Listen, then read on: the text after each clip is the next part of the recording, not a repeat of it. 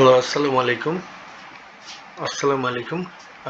তোমাদের মধ্যে বেশ কয়েকজন আমাকে জানতে চাইছো যে সেলস এডিট ফর্মটা কিভাবে হবে, সেলসের যদি আমরা এডিট করতে চাই আমরা কিভাবে করব।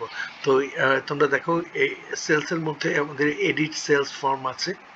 এডিট সেলস ফর্মে ক্লিক করলে অ্যাকচুয়ালি আমরা এখানে তিনটা এডিট ফর্ম পাই। প্রথমটা নিয়েই আমি করব, এডিট সেলস ফর্ম 1।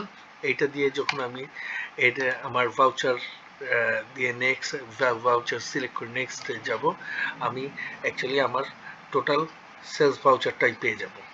সাধারণত এইখানে কি হয়, এইখানে আমরা যে সেলসের যে ভাউচারটা থাকে ওই সেলস ভাউচার অনুযায়ী আমাদের সম্পূর্ণ রেকর্ডটা থাকে।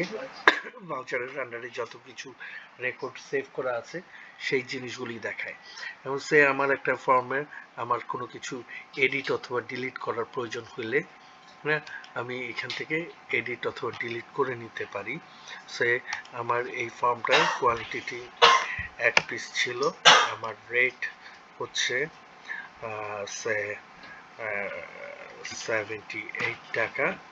সেই ক্ষেত্রে ডিসকাউন্ট নাই, আমার 78 টাকা করে আমি যখন এটা সেভ দিব আমার টোটাল ছিল, আমার খেয়াল করো, আমার আগেরটা ছিল টোটাল 80 টাকা। সেই ক্ষেত্রে এখানে 78 টাকা, এখানে কারেকশনটা যেহেতু এডিট ফর্মে আমার কারেকশন করতে হবে, সো 158 এটা যদি আমি সেভ দিই, আমার এইখানে 78 আসলো এবং খেয়াল করো আমার 158 টাকা চলে আসছে সেভ অনুযায়ী। এবং আমার আগের ফর্মটাও যদি আমি রিফ্রেশ দিই, এইখানেও আমার রেকর্ড আপ টু ডেট হয়ে যাবে। তো এইটা এডিট হয়। এবং এইখানে যদি আমার কোনো রেকর্ড মুছার হয়, সেই ক্ষেত্রে আমি রেকর্ডটা মুছে ফেলতে চাইলেও আমি যদি ডিলিটে ক্লিক করি, আমার ডিলিট হয়ে যাবে। রেকর্ডটা 80 টাকার যেই আইটেমটা ছিল একটা পিস, সেটা 0 হয়ে গেল। হ্যাঁ, এবং এটা আমি যখন সেভ দিলাম, আমার রেকর্ডটা 78 টাকা হয়ে গেল।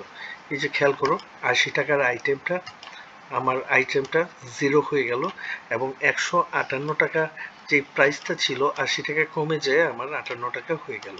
এইটাই হইতেছে আমার এডিটের। এই ধরনের এডিটগুলি আমাদের সাধারণত লাগে। এই এডিট ফর্ম আমরা এখান থেকে দেখে নিতে পারলাম। ধন্যবাদ।